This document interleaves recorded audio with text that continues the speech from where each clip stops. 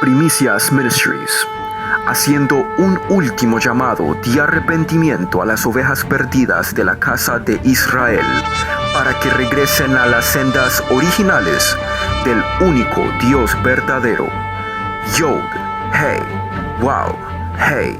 Nosotros estamos ahora comenzando la segunda porción bíblica, la segunda parte de la segunda parashá. Parashá significa porción bíblica, o porción de la palabra, de la Torá. Y la porción bíblica de esta semana se llama Noach. Nosotros antes nos referíamos al nombre de este personaje o del personaje principal como Noé, o en inglés Noah, pero hemos aprendido que en hebreo se escribe Noach y vamos ahora a aprender de la Torá desde Génesis 6:9 hasta Génesis 11:32. Nosotros le hemos titulado a estas clases Aprendamos de la Parashá, porque la meta de nosotros, la visión nuestra, es que nosotros podamos tomar porciones pequeñas dentro de este estudio que puede ser tan extenso porque tiene 7 secciones o 7 días que nosotros lo estudiamos, pero que nosotros podamos tomar porciones de esta palabra y la podamos aprender su raíz hebrea y la podamos aplicar a nuestra vida, la podamos ser aplicable al día de hoy. Queremos impartirle una palabra que los va a ayudar a ustedes, que nos va a ayudar a nosotros a obedecer a Dios, a aprender más sobre el Eterno, a aprender más sobre el Creador. Y por eso le hemos puesto Aprendamos de la Parashá, porque queremos que no solamente aprender, sino vivirla. Y sabemos que eso agrada al Eterno y trae gran bendición a nuestras vidas. Entonces, como le estaba diciendo, estas semanas estamos leyendo de Génesis 6:9 hasta el 11:32. En Génesis 6 aprendemos sobre la maldad de la humanidad, cómo Noah, qué tipo de hombre era él. Aprendemos sobre un gran diluvio que Dios pues mandó a la tierra, y después sobre el pacto de Dios con Noah y sobre los hijos de él, sobre una torre que se llama la Torre de Babel y cuáles eran los descendientes de Noah. También estamos leyendo de Isaías 54 hasta el Isaías 55 esta semana. Y el nombre del personaje principal, como les dije, es de esta parashá es Noach. Y Noach significa descanso. Y leemos en Génesis 5:29 que los padres de Noach le pusieron Noé o Noach en hebreo, porque ellos dijeron, esto nos aliviará de nuestras obras y de la fatiga de nuestras manos, de la tierra que maldijo Yahweh. En otras palabras, le pusieron a su hijo la palabra descanso, o una palabra que significa descanso, porque vieron en él la posibilidad de descansar de sus obras y de tanto trabajo que tenían en la tierra. En Génesis 6:9 leemos, y vamos a leer desde el 9 hasta el 13 para comenzar el estudio de esta parashá. Estos son los descendientes de Noé. Noé, varón justo, fue sin defecto en sus generaciones. Noé caminaba con Elohim, caminaba con nuestro Dios. Elohim significa Dios. Y engendró Noé 3 hijos, Sem, Cam y Jafet. Y se corrompió la tierra en presencia de Elohim y se llenó la tierra de violencia o de pecado. Y vio Elohim la tierra, y he aquí que estaba corrompida, porque toda carne había corrompido su camino sobre la tierra. Y dijo Elohim a Noé, el fin de toda carne viene ante mí, por cuanto la tierra se ha llenado de violencia a causa de ellos, he aquí los destruyo con la tierra. Dice la palabra, acabamos de leer, que toda la tierra se había corrompido, pero Noah, y esto se aclara en esta parte de la Torá, Era un varón justo, era sin defecto entre todos los pueblos en sus generaciones, y él caminaba con su Elohim, él caminaba con Dios. Este varón, Noach, proclamó un mensaje de arrepentimiento a una generación adúltera, idólatra, fornicaria, una generación malvada, una generación que se apartó por completo de los caminos de Yahweh y de sus instrucciones, de su Torá. En 2 de Pedro 2:5 leemos que los apóstoles llamaron a Noé o a Noach un pregonero de justicia. Dijeron que él era un predicador de justicia. Eso es lo que quiere decir pregonero. Y porque él llamó a todos los de su generación al arrepentimiento. Eso es lo que, ese fue su ministerio, por así decirlo. Les avisó a todas las personas de ese tiempo que llegaría un día de furia, de juicio divino. Y Noé o Noach les ofreció a todos los hombres y mujeres una manera de que fueran librados de lo que había de venir, una manera en la que ellos se podían salvar de lo que se estaba al ocurrir, del destino de la muerte que iba a asolar a esa generación. El nombre de Noé o Noach en hebreo también apunta al Mesías, a Yeshua. Yeshua es el nombre hebreo de Jesús, de nuestro Señor.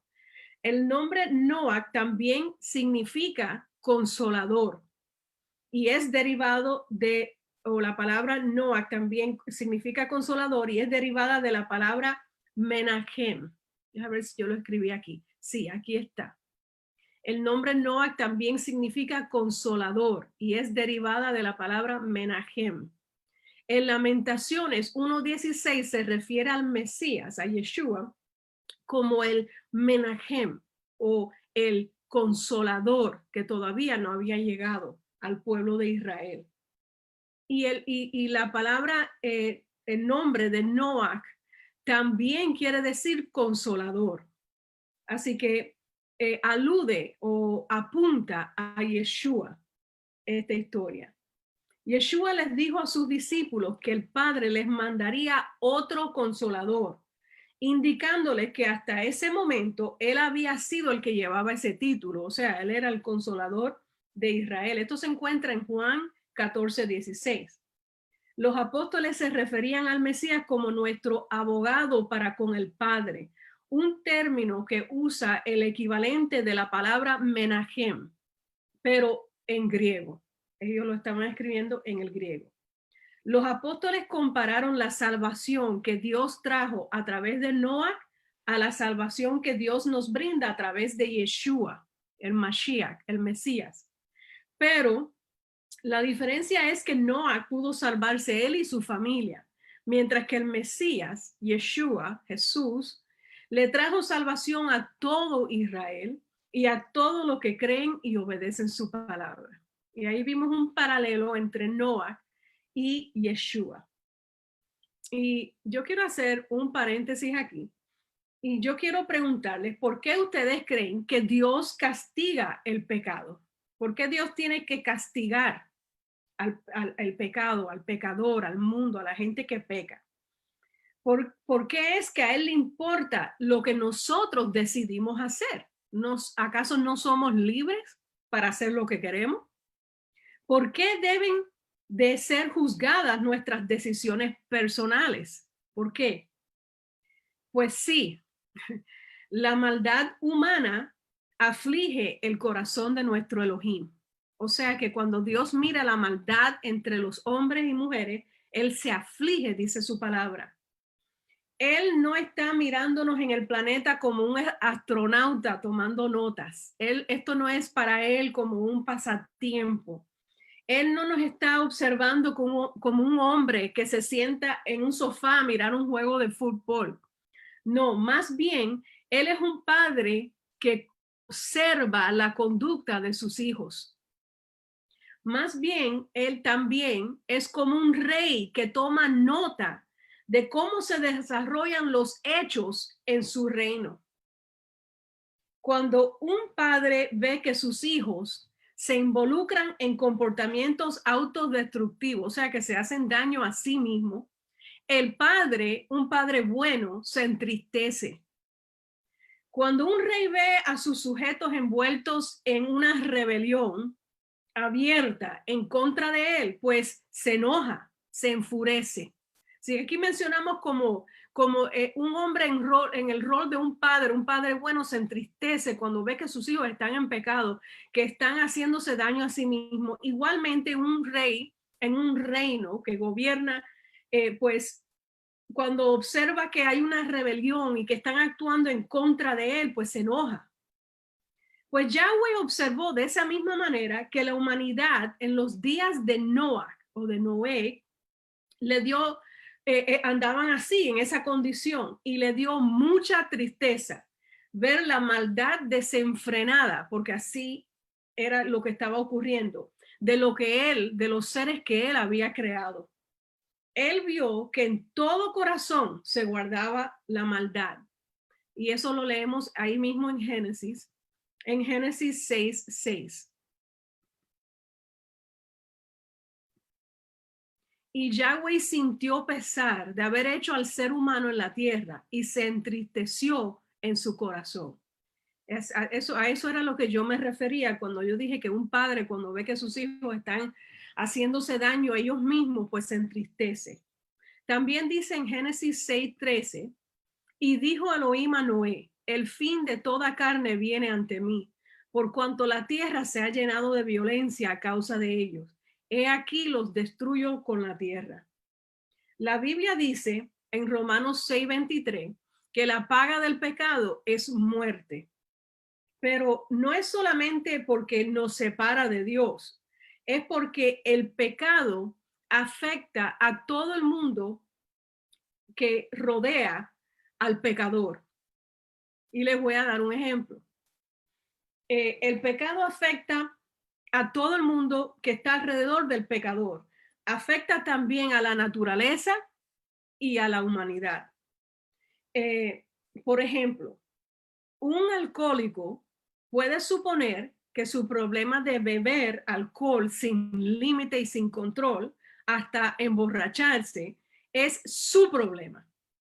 Pero y eso lo hemos oído muchas veces, pero cuando él abusa a su esposa o a sus hijos, claro, esto estoy usándolo de ejemplo, porque hay mujeres que también se emborrachan, pues entonces el problema del borracho pasa a ser problema de la esposa y de sus hijos y de su familia. Cuando el borracho entonces no puede producir y trabajar en su trabajo, donde él trabaja todos los días, pues entonces se vuelve su adicción el problema de su empleador también. Cuando pierde su trabajo y no puede pagar sus cuentas, pues el problema se vuelve de sus acreedores también. Cuando no puede mantener o sostener a su familia económicamente, el problema se vuelve de la comunidad que lo tiene que ayudar también. Y ustedes ven cómo es que nosotros y nuestros pecados sí tocan, sí afectan las vidas de todos los que nos rodean, todos los que están a nuestro alrededor, pues pagan o son afectados. Los pecados, dicen los sabios, que ensucian el ambiente espiritual del mundo entero. Los humanos somos seres egoístas por naturaleza y casi nunca consideramos las consecuencias que tienen nuestras decisiones y cómo afectan a los demás.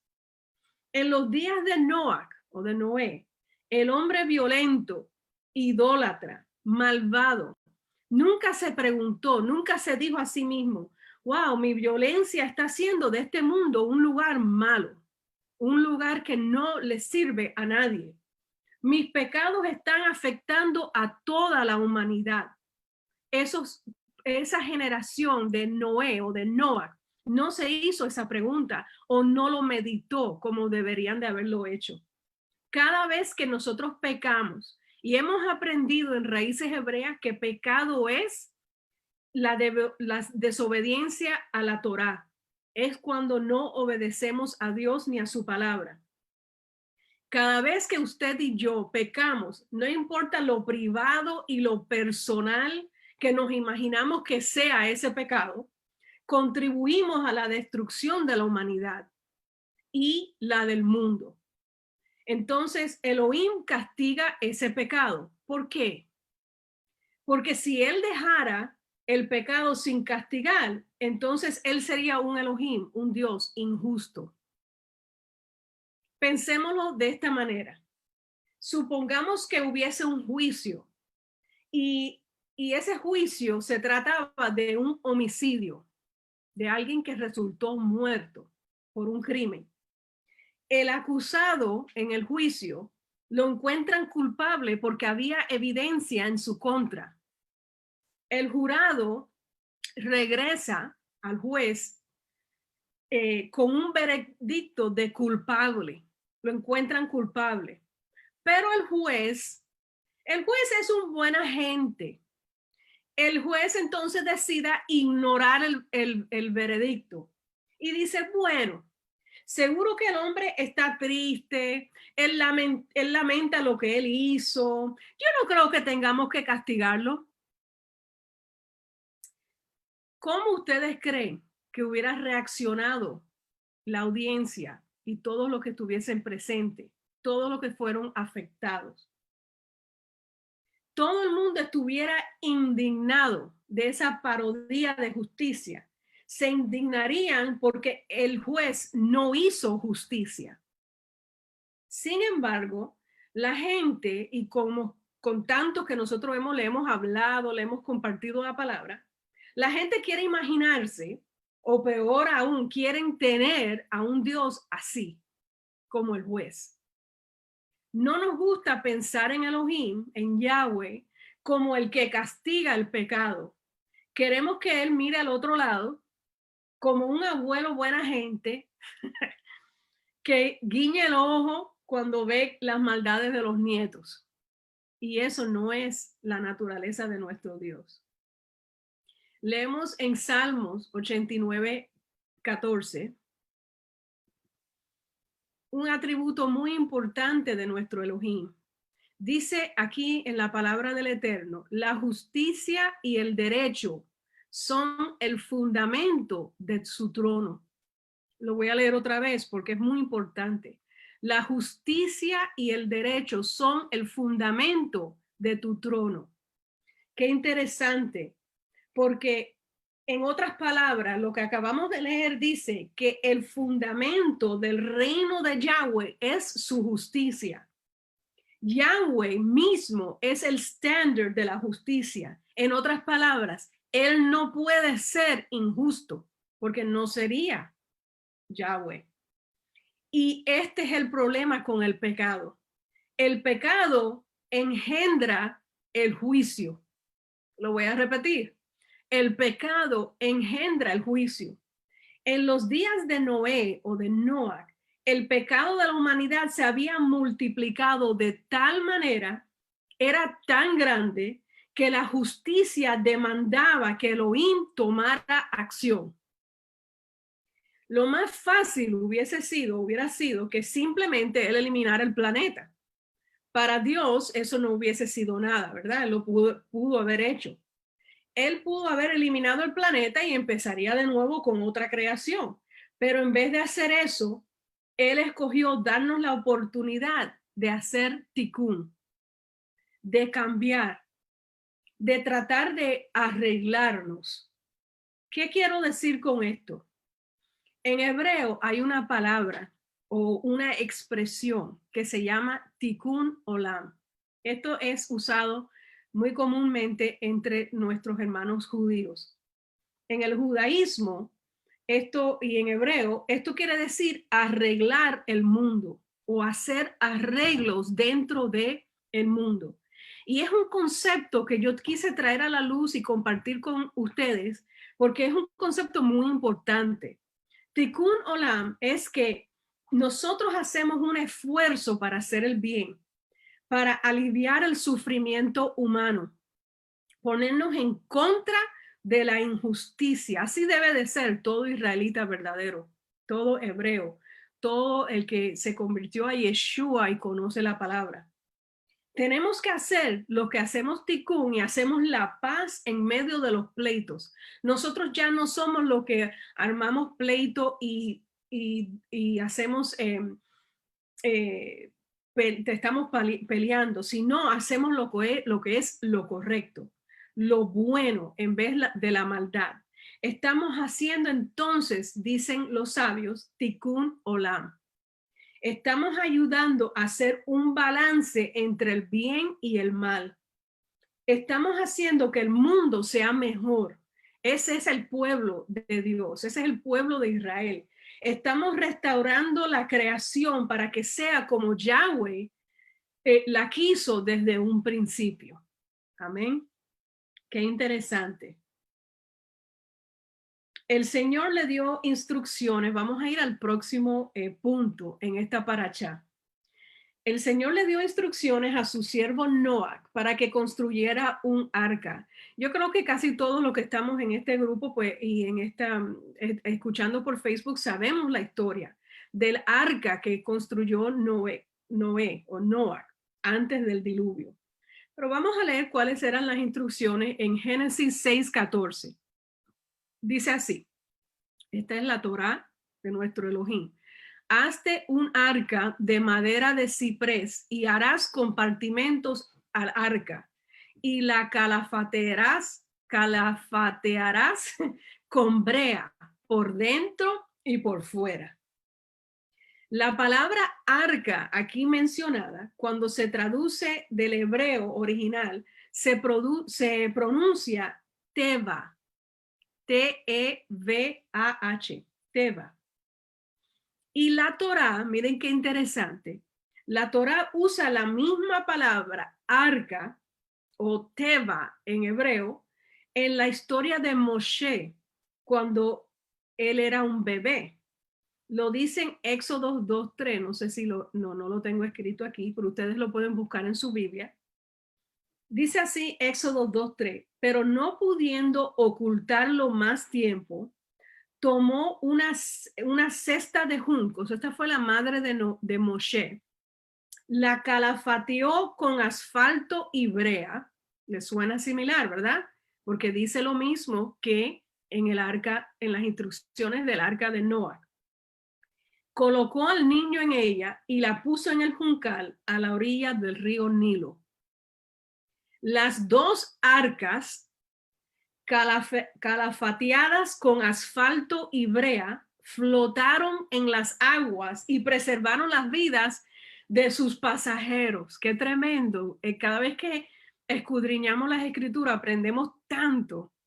Y los rabinos hebreos hacen notar que la palabra teva, ¿se recuerdan teva, que significa arca?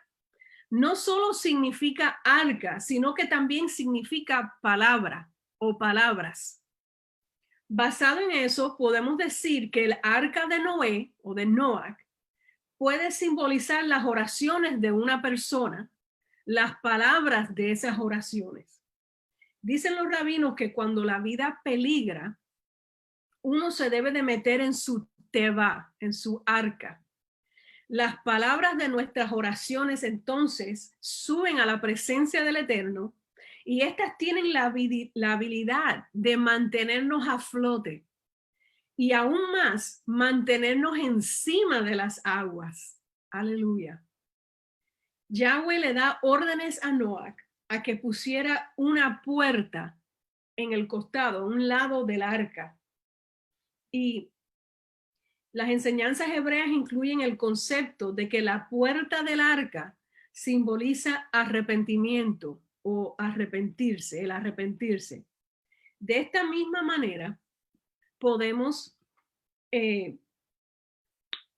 nuestro Señor Yeshua, leemos sobre cómo Él comparó el arrepentimiento a una puerta.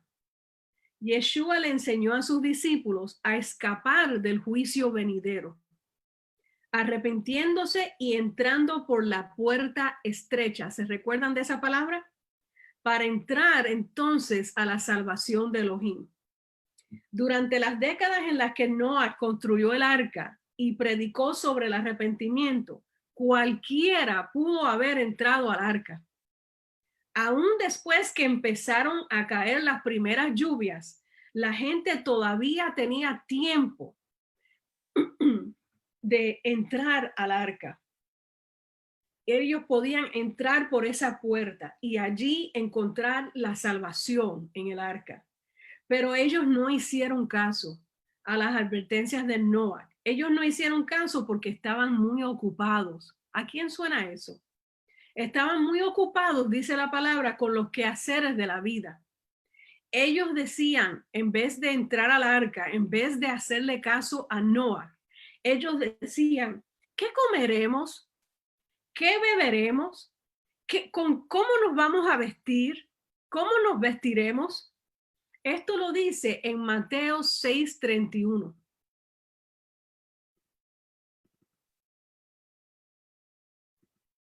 No os afanéis pues diciendo, Yeshua nos advierte, ¿qué comeremos o qué beberemos o con qué seremos vestidos?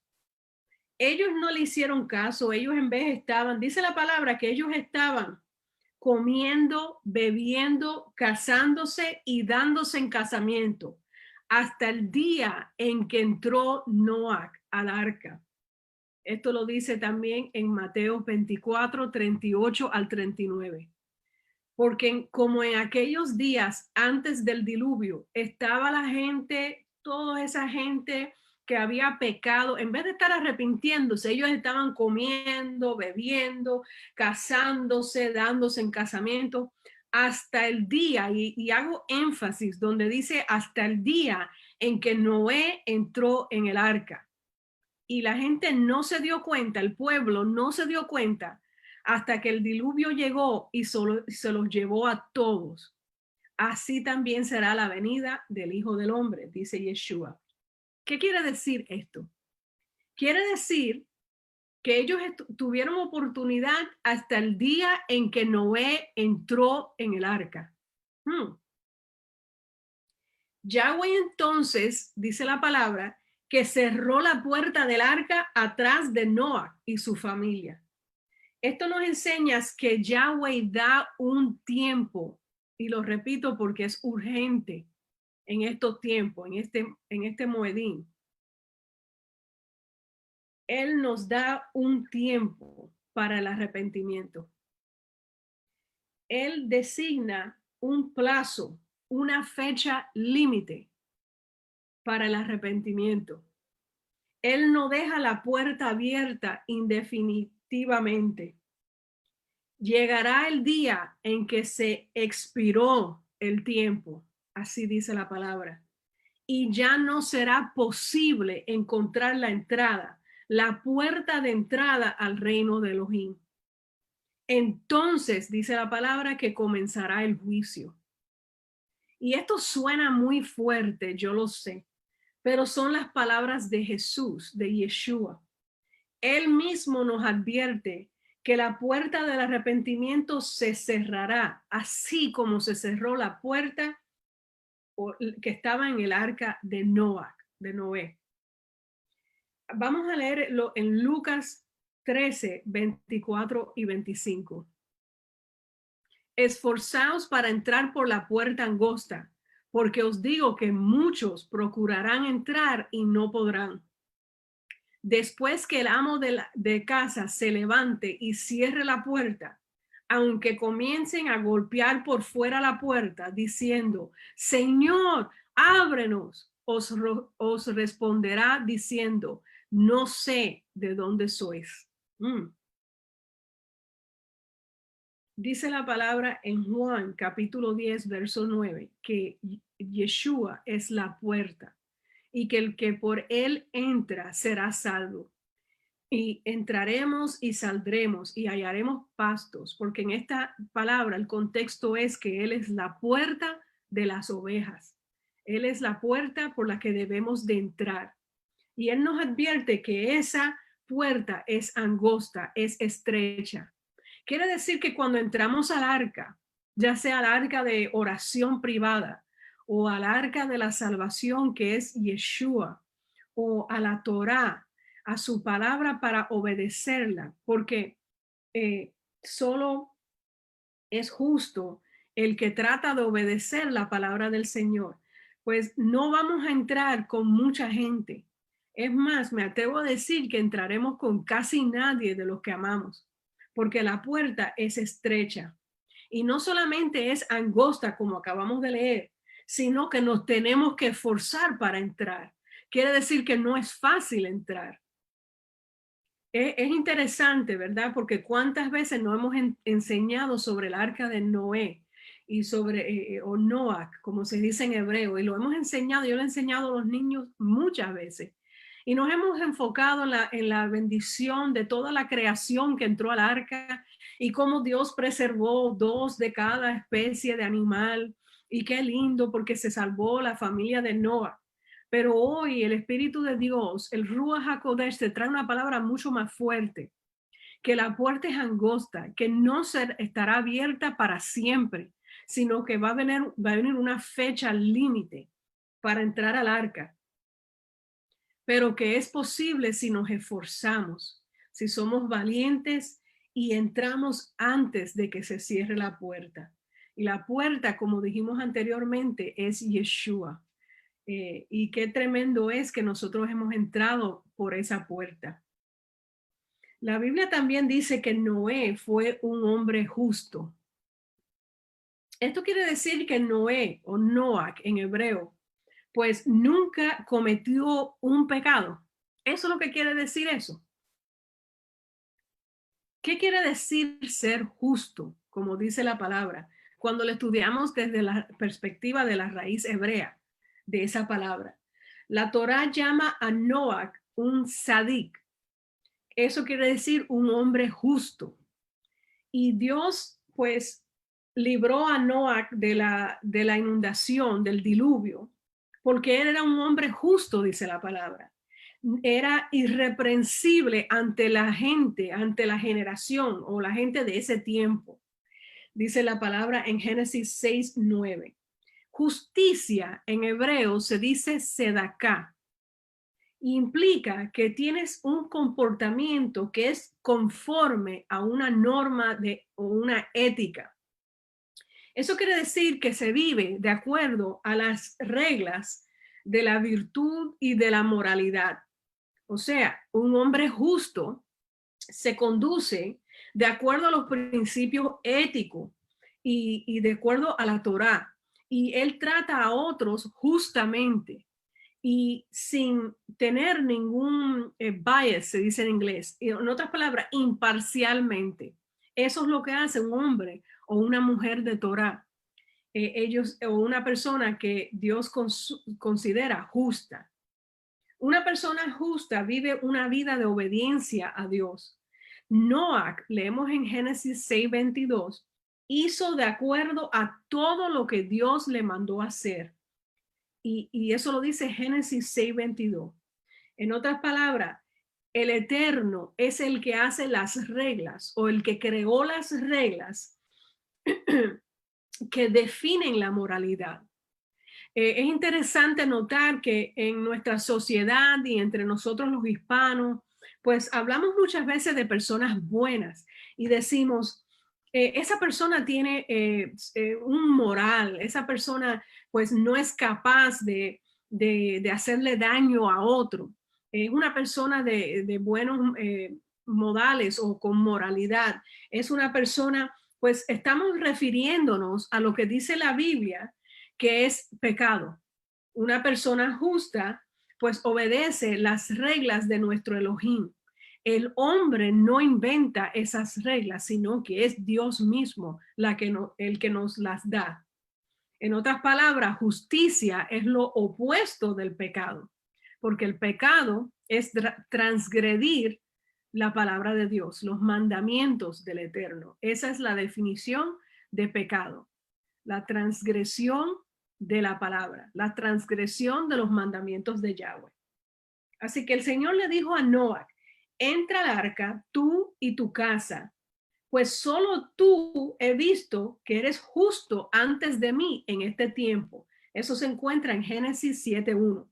Y esto es una ilustración de cómo la justicia de una sola persona puede salvar a otros y puede salvar aún a comunidades enteras o el mundo entero.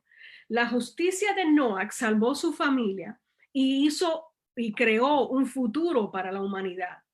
Así que le podemos dar a él el mérito, ¿verdad? Porque la humanidad se salvó durante el juicio de Dios por la justicia de un solo varón.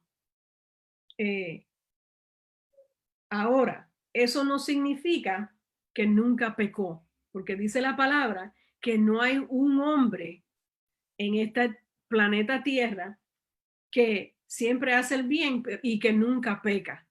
Eso se encuentra en Eclesiastés 7:20 y en Romanos 3:23, donde leemos que todos han pecado, todos hemos pecado y todos, ninguno hemos alcanzado la gloria de Dios. Hay una diferencia entre los rabinos, los maestros de la Torá, entre un hombre sadik y un hombre sadik gamur, que es un hombre totalmente justo. Noé o Noach era justo, pero no era perfecto. Y eso lo aprendimos en la Torá leyéndola. Los sabios dicen que Dios salvó a Noah del diluvio porque él halló gracia en los ojos de nuestro Elohim, pero no porque él se lo merecía. Él era justo, repito, pero no perfecto. La justicia, según los sabios, no demanda perfección, porque entonces ninguno fuésemos salvos, ¿verdad? En vez, nosotros aprendemos en Raíces Hebreas que los justos viven por fe. Y eso es lo que mira el Eterno en cada uno de nosotros, que nosotros seamos justos como nuestros padres Abraham, Isaac y Jacob, porque vivimos por fe. Eso no quiere decir lo que nos habían enseñado anteriormente. Eso quiere decir que nosotros, aunque no hemos visto a nuestro Elohim con nuestros propios ojos, como quiera, lo obedecemos, porque nuestra fe es una fe obediente. Y es la que enseña el Eterno. Por ejemplo, Noach, aprendemos esta semana en la Parashá, pues él demostró que él tenía un temor reverente al Señor, porque él, sin haber visto al Eterno, pues tuvo temor reverente porque él creó el arca. O sea, se pasó un tiempo larguísimo construyendo un arca y escuchando a la gente diciendo que él estaba loco, que qué locura era esa. Como quiera, sin haber visto al Eterno, él construyó el arca. Así que su obediencia demostró que él tenía temor a Dios. Y eso podemos decir que es parte de ser un justo del Señor. En otras palabras, dicen Jacobo, Santiago, en el Nuevo Testamento o en el Pacto Renovado, que fe es cuando nosotros hacemos las obras, cuando somos obreros del Eterno sin haberlo visto, entonces nuestra fe se va perfeccionando. Qué tremendo. Entonces nos volvemos herederos de la justicia de Dios, que es o que va de acuerdo a nuestra fe. Yo sé que hemos compartido muchos puntos bien interesantes, bien aplicables a nuestra vida.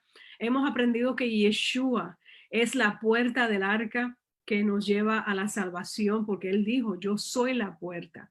Hemos aprendido que esa puerta fue estrecha y que está abierta por un tiempo límite y que habrán de los que van a golpear la puerta ya cuando no sea el momento, ¿verdad? Y el Eterno les va a decir, el Señor les va a decir, Yeshua les va a decir, no sé ni de dónde vienen ni quiénes son, porque no los va a reconocer.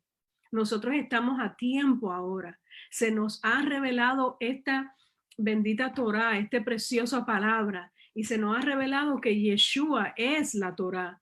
Y se nos ha revelado que nosotros tendremos una corona preciosa cuando nosotros creamos en Yeshua, pero no solo eso, cuando viene un arrepentimiento genuino y nosotros cambiamos y hacemos tikkun, hacemos arreglos, vamos obedeciendo la Torá.